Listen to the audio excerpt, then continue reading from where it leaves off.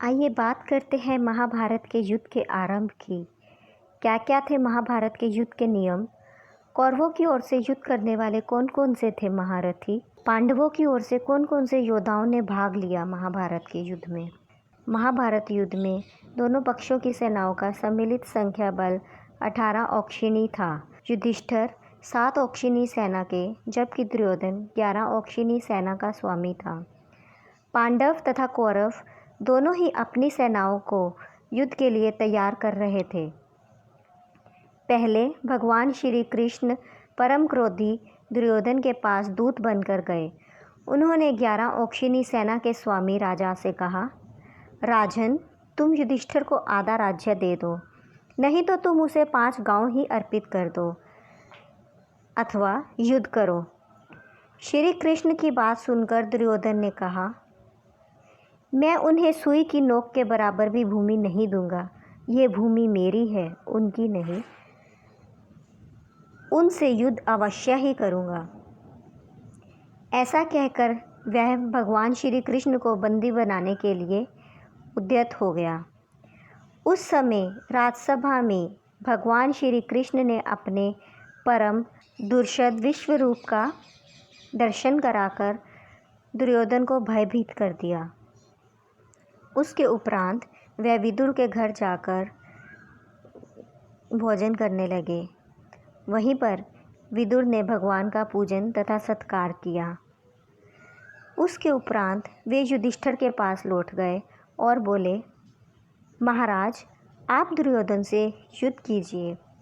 युद्ध से पूर्व पांडवों ने अपनी सेना का पड़ाव कुरुक्षेत्र के पश्चिमी क्षेत्र में सरस्वती नदी के दक्षिणी तट पर बसे समंत्र पंचक तीर्थ के पास हिरण्यावती नदी के तट पर डाला। कौरवों ने कुरुक्षेत्र के पूर्वी भाग में वहां से कुछ योजन की दूरी पर एक समतल मैदान में अपना पड़ाव डाला।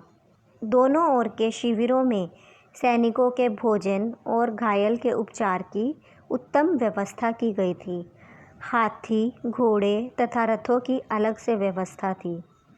हजारों शिविरों में से प्रत्येक शिविर में प्रचुर मात्रा में खाद्य सामग्री, अस्त्र शस्त्र, यंत्र, कई वैद्य तथा शिल्पी वेतन पर रखे गए थे। दोनों सेनाओं के बीच युद्ध के लिए 5 योजन यानी 40 किलोमीटर का घेरा छोड़ा गया था। कौरवों की ओर से युद्ध करने वाले महारथी थे भीष्म, द्रोणाचार्य, कृपाचार्य, कर्ण, अश्वत्थामा, मद्र नरेश, शल्या, भूरिश्रवा, अल्मभुष, कृतवर्मा, कलिंगराज, शकुनी, जयद्रथ, विंद अनुविंद, काम्भोजराज, सुदक्षिण, बृहद्रथ, दुर्योधन तथा उसके 99 भाई। जबकि पांडवों की ओर से केवल भीम, नकुल, सहदेव, अर्जुन, युधिष्ठिर, उनके साथ द्रौपदी के 5 पुत्रों में से सत्यकी, उत्मोजा, विराट, द्रुपद, धृष्टद्युम्न, अभिमन्यु, पांड्यराज, घटोत्कच, शिखंडी, युयुस्तु, कुंतीभोज, शैब्य, अनूपराज, नील आदि प्रमुख महारथी थे। युद्ध के नियम। पितामह भीम की सलाह पर दोनों दलों ने एकत्र होकर युद्ध के नियम बनाए। उसके बनाए हुए नियम प्रतिदिन युद्ध सूर्योदय से लेकर सूर्यास्त तक ही होता। सूर्यास्त के बाद युद्ध नहीं होगा। युद्ध समाप्ति के पश्चात छल कपट छोड़कर सभी लोग प्रेम का व्यवहार करेंगे। रथी रथी से, हाथी पर सवार योद्धा हाथी वाले से तथा पैदल पैदल से युद्ध करेगा। एक वीर के साथ एक ही वीर युद्ध करेगा। भय से भागते हुए या शरण में आए हुए लोगों पर अस्त्र शस्त्र का प्रहार नहीं किया जाएगा। जो वीर निहत्था हो जाएगा उस पर भी अस्त्र नहीं उठाया जाएगा।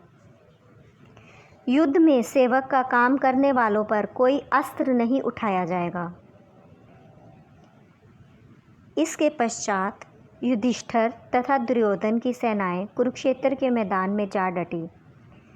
अपने विपक्ष में पितामह भीष्म तथा आचार्य द्रोण आदि गुरुजनों के साथ सगे संबंधियों को देखकर अर्जुन विरत हो गए। तब श्री कृष्ण ने उन्हें गीता का उपदेश दिया और उनसे कहा, पार्थ, भीष्म आदि गुरुजन शौक के योग्य नहीं हैं। मनुष्य का शरीर विनाशशील होता है, किंतु आत्मा का कभी नाश नहीं होता। यह आत्मा ही पर ब्रह्मा है।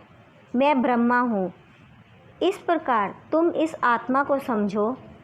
कार्य की सिद्धि और असिद्धि के समान भाव से रहकर कर्म योग का आश्रय लेकर क्षात्र धर्म का पालन करो। श्री कृष्ण के ऐसा कहने पर अर्जुन रथारूढ़ होकर युद्ध में प्रवृत्त हुए। श्री कृष्ण तथा अर्जुन सहित सभी ने शंख ध्वनि की और युद्ध का आरंभ हो गया। दुर्योधन की सेना में सबसे पहले पितामह भीष्म सेनापति हुए। पांडवों के सेनापति शिखंडी थे। इन दोनों पर भारी युद्ध छिड़ गया। भीष्म सहित कौरव पक्ष के योद्धा उस युद्ध में पांडव पक्ष के सैनिकों पर प्रहार करने लगे और शिखंडी आदि पांडव पक्ष की वीर कौरव सैनिकों को अपने बाणों का निशाना बनाने लगे। कौरव तथा पांडव सेना का वह युद्ध देवासुर संग्राम के समान जान पड़ता है। आकाश में खड़े होकर देखने वाले देवताओं को वह युद्ध बड़ा आनंददायक प्रतीत हो रहा था। उम्मीद है आपको मेरी कहानी पसंद आई होगी। आई है तो प्लीज़ लाइक एंड सब्सक्राइब कीजिए। शुक्रिया।